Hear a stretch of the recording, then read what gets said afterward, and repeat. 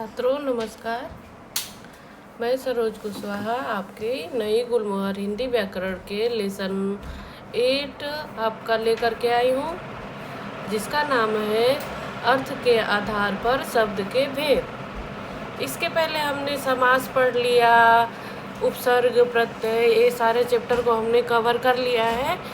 और आपको मैं कुछ बताने जाऊँ उससे पहले आप लोग फटाफट मेरे चैनल को लाइक कीजिए, सब्सक्राइब कीजिए, ताकि मैं प्रतिदिन जो वीडियो डालती हूँ आपको प्रॉपर मिलता रहे और आप अध्ययन कर सकें। चलिए, आज का आपका पर्यायवाची शब्द है। देखिए, सब अर्थ के आधार पर, पहले हमने पढ़ा था अर्थ के आधार पर शब्द के भेद, इसमें हम पढ़ेंगे। वो पहले था शब्द के आधार पर शब्द के भेद, अभी अर्थ के आधार पर शब्द का भेद है। तो पहला हमारा है पर्यायवाची शब्द। तो पर्यायवाची शब्द देखेंगे, यहाँ पे देखिए 2 पिक्चर बनाया हुआ है, एक गणपति और यहाँ एक भरतनाट्यम करते हुए, एक ये और एक ये, इस तरह से। और अब देखिए यहाँ पे दिया हुआ है, यह गणेश जी की मूर्ति है, यह कोई स्त्री नृत्य कर रही है, यह गणपति की मूर्ति है, यह कोई नारी नृत्य कर रही है, यह सिद्धि विनायक की मूर्ति है, यह कोई महिला नृत्य कर रही है। अर्थात एक ही नाम से मिलते जुलते और नाम, एक ही नाम के और नाम को हम पर्यायवाची कहेंगे। एक ही नाम के बहुत सारे नाम को हम पर्यायवाची कहेंगे। देखिए, ऊपर दिए गए चित्रों में मूर्ति के लिए गणेश, गणपति, विनायक शब्दों का प्रयोग किया गया है तथा नृत्यांगना के लिए स्त्री, नारी तथा महिला शब्दों का प्रयोग किया गया है। इस तरह के शब्दों को लगभग समान अर्थ बताते हैं, समानार्थी या पर्यायवाची शब्द कहलाते हैं। अर्थात जिस तरह से गणेश, गणपति और सिद्धि विनायक, ये जो है क्या है, एक ही व्यक्ति को दर्शा रहा है, गणपति को, उसी तरह से नारी, स्त्री और महिला शब्द जो है किसको, नारी को दर्शा रहा है, यही बताया गया है इसमें। इस तरह से चलेंगे हम। देखिए, ध्यान रखिए, पर्यायवाची शब्द 100% समानार्थी नहीं होते हैं। अर्थात बताया गया है कि 100% समान अर्थ देने वाले नहीं होते हैं। इनके अर्थ में सूक्ष्म अंतर होता है, थोड़ा सा सूक्ष्म मतलब थोड़ा सा परिवर्तन होता है, अंतर होता है।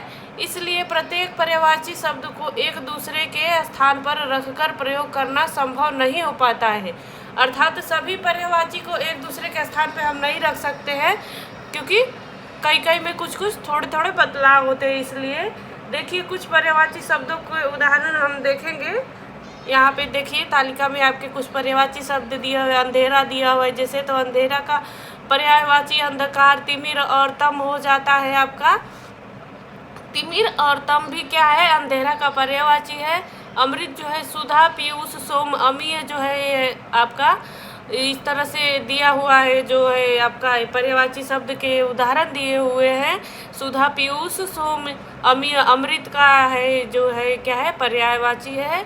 असुर, दानव, राक्षस, दैत्य, निशाचर जो है आपका, ये असुर का पर्यायवाची हो गया है, राक्षस का।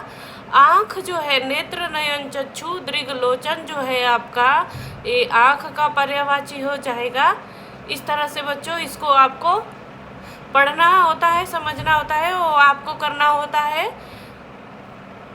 किस तरह से आप कर सकते हैं वो आपके ऊपर है। आपको इसमें से 4 या 5 ऐसे, आपको एक शब्द के 4 या 5 आपको करना पड़ेगा। चलिए आगे देखेंगे हम। बहुत सारा पर्यायवाची जैसे हो गया, जैसे राजा हो गया, मित्र हो गया, लक्ष्मी हो गया, सूर्य हो गया, हाथी हो गया, तालाब, दूध, इस तरह से बहुत सारे पर्यायवाची शब्द दिए हुए हैं जिसको आपको पढ़ना होगा। चलिए, अब इसी तरह से पर्यायवाची शब्द की तरह ही क्या होता है, विलोम, विपरीतार्थक। विलोम का मतलब होता है अलग अर्थ वाला, उल्टा, विपरीत दिशा में जाने वाला। तो ये विलोम जो है इसको हम विपरीतार्थक कहेंगे। विपरीतार्थक मतलब विपरीत अर्थ देने वाला, उसका उल्टा अर्थ देने वाला। चलिए, जैसे राजा का रंक हो गया, यहाँ पे देखिए आपका ये है राजा, तो राजा के जगह पे ऐसे क्रॉस दिया। एक क्रॉस भी होता है आपका पहचानने के लिए कि यह विलोम शब्द इसके मतलब लिखना है इधर। अब ये जो है आपका ये रंक हो गया। इसी तरह से गृहस्थ का सन्यासी, गर्म का ठंड, इसी तरह से आपको विलोम शब्द में देखने को मिलते हैं। ऊपर दिए हुए शब्दों के जोड़े एक दूसरे का विपरीत या विलोम अर्थ बता रहे, एक दूसरे के उल्टा है। इसी तरह से आगे चलेंगे। पर्यायवाची शब्दों में जहाँ दो शब्दों के बीच अर्थ का समानता होता है वही विलोम शब्द परस्पर विपरीत होते हैं। पर्यायवाची में एक ही शब्द के अलग अलग अर्थ होते हैं, अलग अलग नामों से एक ही शब्द को जाना जाता है। जबकि विलोम में क्या है, कोई शब्द रहेगा उसके उल्टे अर्थ के अर्थ होना चाहिए, उसका उल्टा दूसरा शब्द होना चाहिए। जैसे अच्छा है तो बुरा है, योग्य है तो अयोग्य है, जन्म है तो मृत्यु है, इच्छा है तो अनिच्छा है। इस तरह के आपके उदाहरण दिए हुए हैं।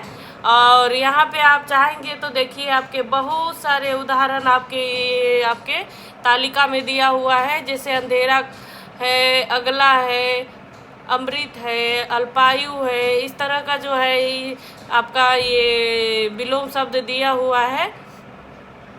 इस तरह से आपको पढ़ना होगा, आप पढ़ लीजिएगा। तालिका में बहुत सारा दिया हुआ है, जैसे थोड़े मैं पढ़ देती हूँ। अंधेरे का उजाला, अगला का पिछला, अनुकूल प्रतिकूल, अमृत विष, अल्पायु दीर्घायु, आग पानी, आवश्यक अनावश्यक, आज्ञा अवज्ञा, आयात निर्यात, उत्तम अधम, कुटिल सरल, कृपालु निर्दयी।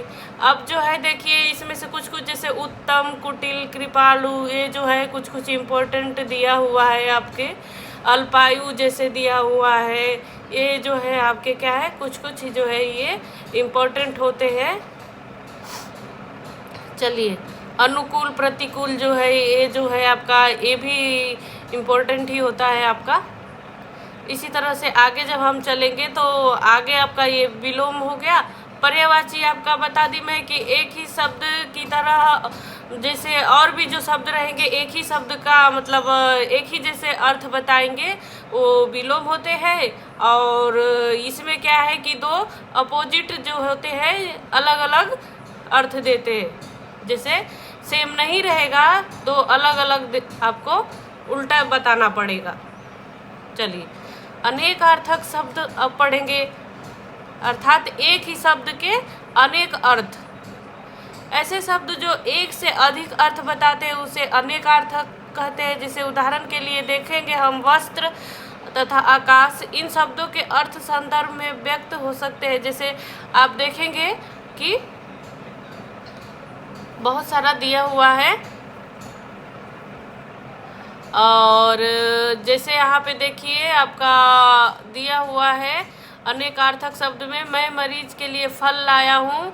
अब वो फल जो है, फ्रूट्स जो है क्या है, अनेक अर्थ बता रहा है। जैसे परिश्रम का फल हमेशा मीठा होता है। इसमें देखिए एक फल का मतलब फ्रूट हो गया और एक फल का मतलब परिणाम हो गया। जैसा कर्म करोगे वैसा ही फल पाओगे, इस तरह का हम सुने होंगे। तो वो परिणाम से होता है और एक फल मतलब फ्रूट्स होता है।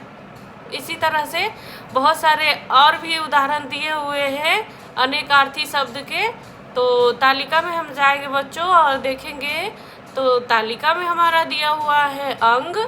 तो अंग हमारा शरीर का भाग भी होता है और किसी भी चीज़ का भाग होता है। वो सिर्फ शरीर का नहीं, हमारे शरीर से भी संबंधित होता है। हमारे शरीर को भी अंग कहते हैं। लेकिन किसी भी पार्ट का हम छोटा टुकड़ा करेंगे तो उसका अंग ही बोलेंगे कि इस सामान का अंग लेकर के आओ, थोड़ा सा अंग दे दो मुझे, थोड़ा सा भाग दे दो, ऐसे बोलते हैं। चलो, अनंत, आकाश और ईश्वर। आकाश को भी हम अनंत कहेंगे और ईश्वर को भी हम अनंत ही कहेंगे। अमर, अमर मतलब देवता जो कभी ना मरे, ठीक है। अमर देवता को भी बोलते हैं और जो कभी ना मरते हैं उसको भी हम अमर बोलेंगे। आम जो है एक फल है और सामान्य भाषा में जैसे आम आदमी जैसे शब्द, जैसे सामान्य भाषा में एक या मतलब एक आम होता है और एक लोग बोलते हैं बहुत माननीय, मतलब एक कोई खास होता है। तो उसी तरह से एक सामान्य व्यक्ति। और आचार्य मतलब क्या है, गुरु। और विद्वान, आचार्य आप गुरु को भी बोलते हैं, और ज़्यादा जो पढ़े लिखे विद्वान जो हो जाते हैं उनको भी हम क्या बोलेंगे, आचार्य ही बोलेंगे। उत्तर, तो उत्तर मतलब एक जवाब हो जाता है, एक दिशा का नाम हो जाता है, उत्तर दिशा। इसी तरह से बहुत सारे दिए हुए हैं आपके उदाहरण, जैसे कल है तो बीता हुआ कल, आने वाला कल। काल है तो समय, और मृत्यु, समय मतलब जो हमारा समय चल रहा है, आने वाला है या बीत गया है, जो ये जो हमारा समय है वो समय है, या फिर मृत्यु काल। कुल मतलब सब, मतलब सारा, जितना सारा सामान है वो कुल, उसके लिए भी हम यूज करते हैं कुल, मतलब सारा सामान जैसे। और कुल मतलब वंश, वंश मतलब हमारा खानदान से रिलेटेड होता है, हमारे कुल का, हमारे कुल का, हमारे वंश का, इस तरह से लोग बोलते हैं। गिरा, गिरा जो है हमारी क्या है, वाणी, गिरना या का स्वरूप है। जैसे देखिए गिरा मतलब गिरना भी होता है, और हमारा वाणी को भी हम क्या बोलते हैं, गिरा। गुरु मतलब भारी और अध्यापक। अब देखिए यहाँ पे गुरु को भारी से भी, मतलब भारी से नहीं, भारी जो शब्द है हमारा भारी, उसको हम मतलब गुरु नाम से भी जानते हैं, और एक अध्यापक को गुरु तो कहते ही है।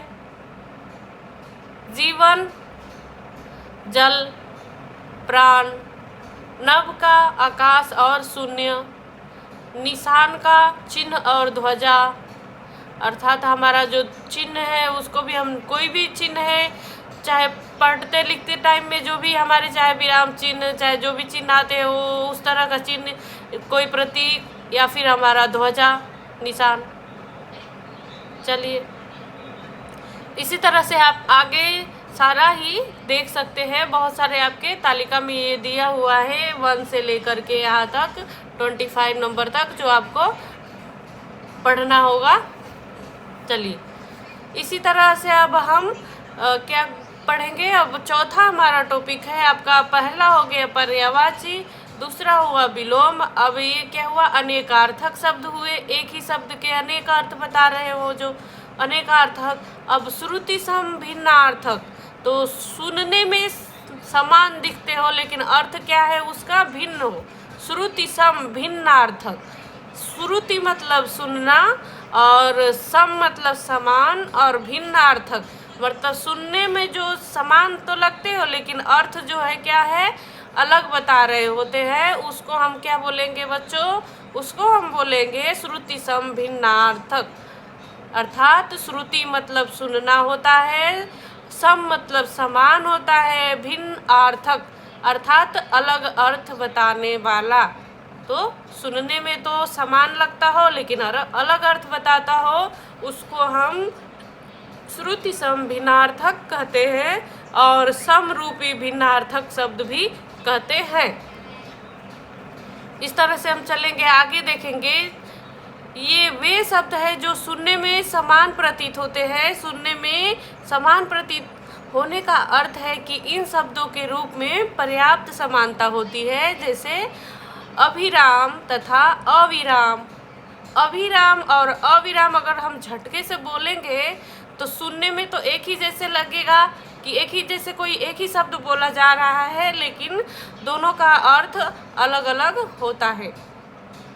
जैसे अभिराम अविराम, अभिराम अविराम ऐसे बोल के देखेंगे जल्दी जल्दी तो होगा जो एक ही जैसे लगेगा, लेकिन दोनों अलग ही शब्द है और अलग अर्थ बता रहे होते हैं। दोनों के रूप में काफ़ी समानता पर दोनों के अर्थ भिन्न है। अविराम शब्द का अर्थ है सुंदर, और अविराम का है लगातार, बिना रुके हुए लगातार कोई कार्य करने को अविराम कहते हैं, और अभिराम का मतलब होता है आपका बच्चों सुंदर। आगे चलेंगे इसी तरह से देखिए बहुत सारे इसके भी उदाहरण आपके इधर तालिका में इधर दिए हुए हैं जो आपको पढ़ना होगा, और समझना होगा। देखिए, पहला है अंतर। अंतर का मतलब होता है हृदय और अंदर। दूसरा दिया हुआ है अंदर। तो अंतर और अंदर में काफ़ी फर्क है। जैसे देखिए, अंतर का हृदय हो गया, अंदर का भीतर हो गया।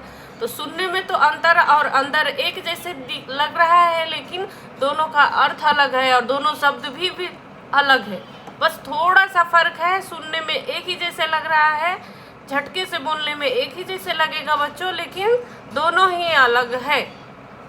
अवधि और अवधि दोनों ही अलग है। एक अवधि क्या है, समय सीमा है, और एक जो है क्या है, एक भाषा से रिलेटेड है। जो अवधि भाषा है, जो आपकी अवध प्रदेश की, जो जिसमें हमारा वो रामायण लिखा हुआ है बच्चों, वो अवधि भाषा में है। और उसी तरह से रामचरितमानस जो हमारा है अवधि भाषा में है। तो वो जो है उधर की मतलब भाषा अवध की, और एक अवधि मतलब समय सीमा। तो इस तरह से आप देखेंगे, बस थोड़ा सा इसमें फर्क है मात्रा का। देखिए, एक पे छोटी ई का मात्रा दिया हुआ है जो समय सीमा के लिए है, और एक पे बड़ी ई का मात्रा दिया हुआ है जो भाषा के लिए प्रयोग किया गया है। इंदिरा और इंद्रा, इंदिरा लक्ष्मी का और इंदिरा पत्नी का। इस तरह से बहुत सारे और भी देखिए। और मतलब तरफ, और मतलब तथा। गधा और गधा, गधा एक अस्त्र है, गधा एक पशु है। देखिए, इस तरह से आपके सब बहुत सारे हैं हिंदी में। जैसे चालक है, चालाक है, चालक है चलाने वाला, चालाक है होशियार, दिन है और दिन है। तो दिन जो है आपका दिवस है, और दीन मतलब गरीब, भिखारी, मजबूर। इस तरह से आपके हम देखेंगे परिमाण जो है, प्रमाण जो है ये भी झटके से बोलो तो एक ही जैसे लगते हैं। मूल और मूल्य, शस्त्र और शास्त्र, इस तरह के। आचार और आचार, असमान और असमान, इस तरह का आपका है, जिसको आपको देखना होगा, कवर करना होगा बच्चों। इसको खुद से पढ़ना और समझना होगा। आप ध्यान से पढ़ेंगे तो आपको समझ में आएगा। आपको बस इतना ध्यान रखना है कि श्रुति सम भिन्नार्थक, उस शब्द का ही बस आपको मतलब ज़्यादा समझना है कि इस शब्द में ही आपका ट्रिक है। क्योंकि श्रुति मतलब सुनना, और सम मतलब समान, सुनने में जो समान लगे, और भिन्न अर्थक अर्थात अलग अर्थ दे, उसको ही हम, सुनने में तो समान लगे लेकिन अर्थ अलग दे, उसको ही हम क्या बोलेंगे, श्रुति सम भिन्नार्थक शब्द बोलेंगे। ऐसे ही हम आगे चलेंगे। तो आगे हमारा 5वां है टॉपिक इसमें, इस लेसन का, वाक्यांशों के लिए एक शब्द। अब देखेंगे कि वो जो था, एक जो शब्द था उसके अलग अलग अर्थ होते थे, तो पर्यायवाची हो गया। और उसी तरह से ये वाक्यांशों के लिए एक शब्द अभी हम देखेंगे। तो वाक्यांश, जो वाक्यांश रहेगा, वाक्यांश मतलब वाक्य का एक छोटा सा रूप, उसका एक शब्द बना देना। तो भाषाओं में ऐसे भी शब्द होते हैं जो वाक्यांशों या बड़े कथनों के लिए इस्तेमाल किए जाते हैं। इन शब्दों के ज्ञान से बड़ी बड़ी बातों को संक्षेप में कहा जाता है। उदाहरण के लिए कहते हैं कि मेरा भाग्य अच्छा नहीं है, इसके लिए अभागा का प्रयोग किया जाता है या किया जा सकता है, मैं अभागा हूँ। देखिए, अन्य उदाहरण हम देखेंगे। अब वाक्यांश तो रहेगा, उसको शॉर्ट फॉर्म में करना होता है हमको। तो जो पानी में चलता हो, जलचर, उसी तरह से जो आकाश में उड़ता हो उसे नभचर। इस तरह के बहुत सारे उदाहरण हम देखेंगे। बिना सोचे समझे किया गया विश्वास अंधविश्वास कहते हैं, जो कि अभी बहुत ही लोग ऐसे हो गए हैं जो अंधविश्वास पे ही ज़्यादा मतलब बिलीव करते हैं और अंधविश्वास पे ही चलते हैं। बिना सोचे समझे कुछ भी कर लेते, किसी के बहकावे में आकर के कुछ भी कर जाते हैं, बेफिजूल खर्च कर जाते हैं अपनी अंधविश्वास में आकर के। चलिए आगे देखेंगे। जिसकी कल्पना न की जा सके अकल्पनीय, जिसकी कल्पना नहीं की जा सके अकाल्पनिक, जिसका कोई कारण न हो अकारण, जिसका कभी जन्म न हो अजन्म, इस तरह के शब्द है। बहुत सारे जैसे दिए हुए, जिसके आने की तिथि निश्चित न हो, अतिथि, जिसकी आने की तिथि निश्चित न हो, जो अचानक ही आ जाए, उसको ही हम अतिथि बोलते हैं। जिसकी तुलना न की जा सके, अतुलनीय, जो दिखाई न दे, अदृश्य, जिसका अंत न हो, अनंत, जो पढ़ा लिखा हो उसे, जो पढ़ा लिखा न हो उसे अनपढ़, जिसका कोई नाथ न हो, अनाथ, नाथ मतलब जिसका कोई क्या बोलते हैं, गार्जियन न हो, जिसका पेरेंट्स न हो, जिसके छत्र छाया जिसका नहीं हो, उसको हम अनाथ बोलते हैं। तो जिसका कोई नाथ न हो उसको हम अनाथ बोलते हैं। जिसका भाग्य अच्छा हो उसका अभागा बोलते हैं। जो कभी न मरे, अमर, कम भोजन करने वाला, अल्पाहारी, जिस पर विश्वास न किया जा सके, अविश्वसनीय, जो सहा न जा सके, असह्य, जिसका सहायक कोई न हो, असहाय, ईश्वर में विश्वास करने वाला, आस्तिक, आज्ञा का पालन करने वाला, आज्ञाकारी, जो चिकित्सा इलाज करता है वो चिकित्सक, जो ईश्वर में विश्वास न करता है, नास्तिक, जिसने कोई अपराध न किया हो, निरपराध, जिसका कोई आकार न हो, निराकार, ऐसा स्थान जहाँ कोई भी व्यक्ति न रहता हो, निर्जन।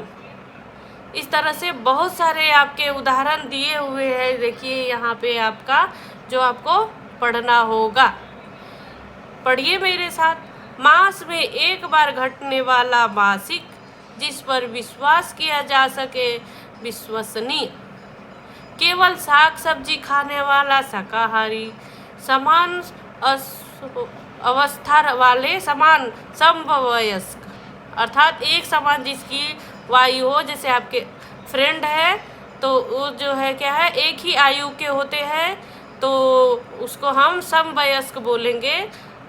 तो जिसमें सहने की शक्ति हो, सहनशील, वह जयंती को 50 वर्ष पूरा होने पर मनाई जाती है। स्वर्ण जयंती 50वीं वर्ष पूरा होने पे स्वर्ण जयंती मनाई जाती है। उसको हम शॉर्टकट में लिख सकते हैं स्वर्ण जयंती, न कि अब इतना बड़ा लिखने जाएंगे कि वह जो 50 वर्ष पूरा होने पर मनाई जाती है, इस तरह का हम नहीं लिखेंगे। हम स्वर्ण जयंती जैसे शब्द का हम प्रयोग करेंगे। हम लोग शॉर्ट फॉर्म का ही ज़्यादा, जैसे पढ़े लिखे या समझदार व्यक्ति होते हैं तो अपनी जो बात जो है बच्चों ज़्यादा बड़ा चढ़ा करके नहीं बोलते हैं, छोटे से शब्दों में यह जो है इस शब्दों का प्रयोग करते हैं। वह जो है क्या है कि ये जो वाक्य में जो शॉर्ट फॉर्म जो है उसका इस्तेमाल करते हैं, समझने वाले समझ जाते हैं। स्वयं सेवा करने वाला, स्वयं सेवक, इस तरह से हम देखेंगे। इस तरह से बच्चों आपका ये आज का जो है आपका ये चैप्टर लेसन नंबर 8 कंप्लीट हुआ। और ये आगे की जो ये एक्सरसाइज दिख रही है इसको मैं अगले दिन लूँगी और आशा करती हूँ आपको ये टॉपिक सारे समझ में आ गए होंगे। अर्थ के आधार पर वाक्य के भेद। अब जो है आपको मेरे चैनल को सब्सक्राइब कीजिए, फॉलोअर्स बढ़ाइए, लाइक कीजिए ताकि मैं और अच्छे अच्छे कमाल के आपको बताती रहूं, कमाल की चीज़ें कुछ देती रहूं निरंतर। और आप पढ़ते रहें, आगे बढ़ते रहें, मेरा आशीर्वाद रहेगा आप लोगों के साथ में। चलिए आज के लिए बस इतना ही। धन्यवाद, थैंक यू।